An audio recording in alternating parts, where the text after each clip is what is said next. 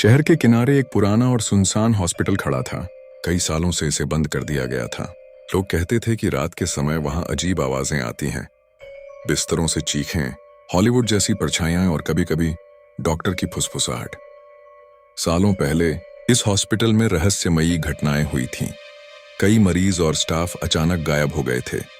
Hospital का principal और नर्सें डर के मारे भाग गए थे। तब से हॉस्पिटल को बंद कर दिया गया।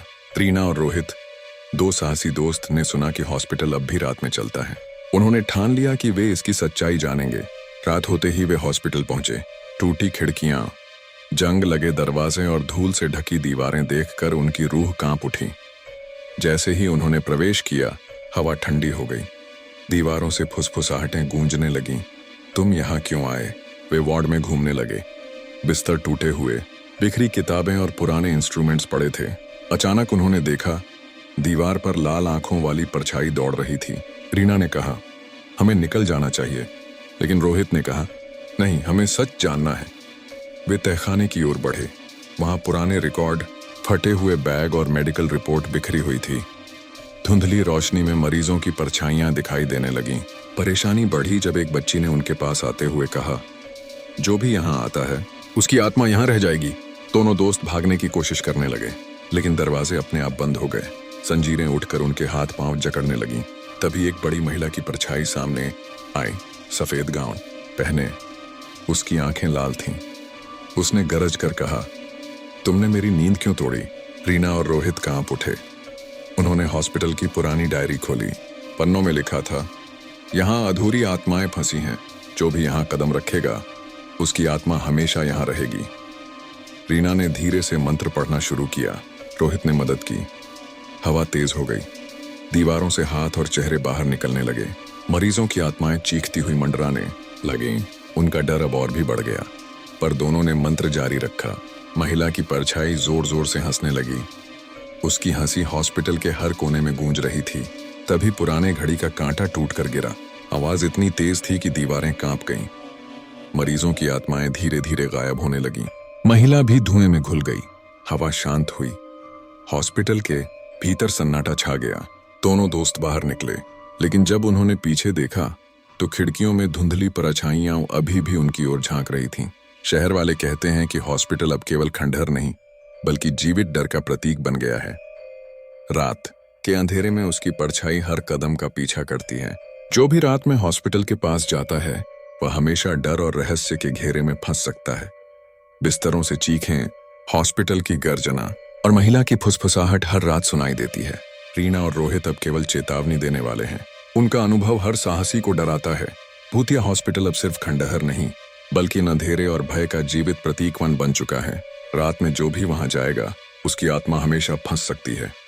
हर कदम, हर कमरे और हर रात यह साबित करता है कि भूतिया हॉस्पिटल अब अजेय है, और कोई भी इसे चुनौती दे, उसका सामना डरावनी सच्चाई से होगा। रीना और रोहित की कहानी शहर में फैल गई थी। लोगों ने सुन रखा था कि भूतिया हॉस्पिटल अब सिर्फ खंडहर नहीं, बल्कि जीवित डर का प्रतीक बन गया है।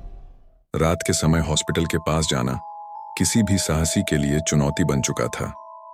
कुछ महीने बाद शहर में अजीब घटनाएं शुरू हुईं।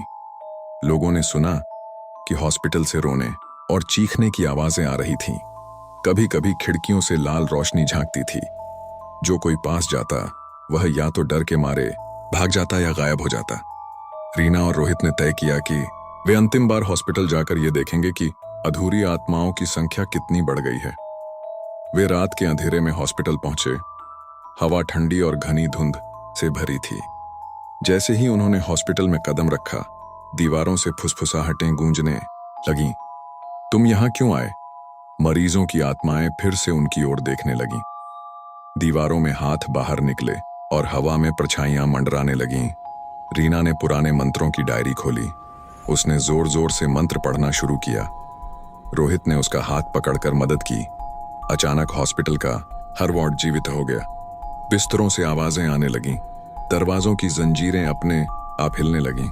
अचानक लाल साड़ी पहनी महिला प्रकट हुई। उसकी आंखें आग की तरह जल रही थीं। उसने गर्जना की, तुमने मेरी नींद क्यों तोड़ी? रीना ने डर के बावजूद मंत्र पढ़ना जारी रखा। रोहित भी उसका साथ देता रहा। हॉस्पिटल के भीतर अंधेरा इतना घना था कि हाथ दिखाना मुश्किल था। परछाइयां चीखती हुई उनके चारों ओर घूमने लगीं। अचानक पुराने घड़ी का कांटा गिरा और जोर की आवाज के साथ हॉस्पिटल हिलने लगा। रीना और रोहित ने मंत्रों को पूरी शक्ति से पढ़ा।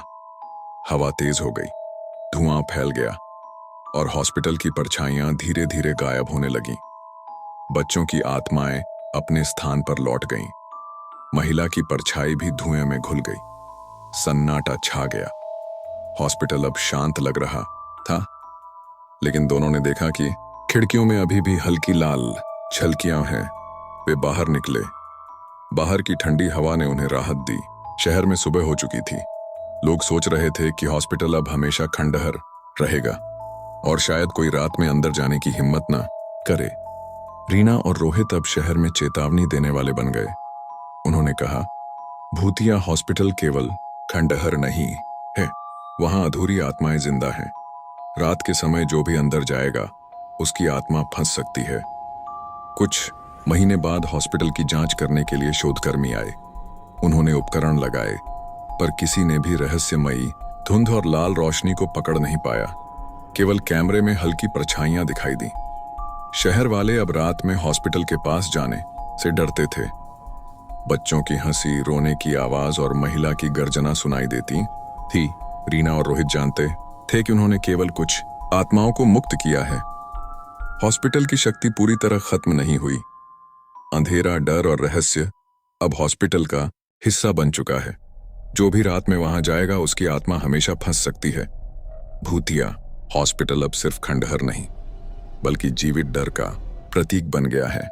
रात के समय उसकी परछाई हर कदम का पीछा करती है। रीना और रोहित अब केवल चेतावनी देने वाले हैं। उनका अनुभव हर साहसी को डराता है। अंततः हॉस्पिटल का रहस्य जिंदा है।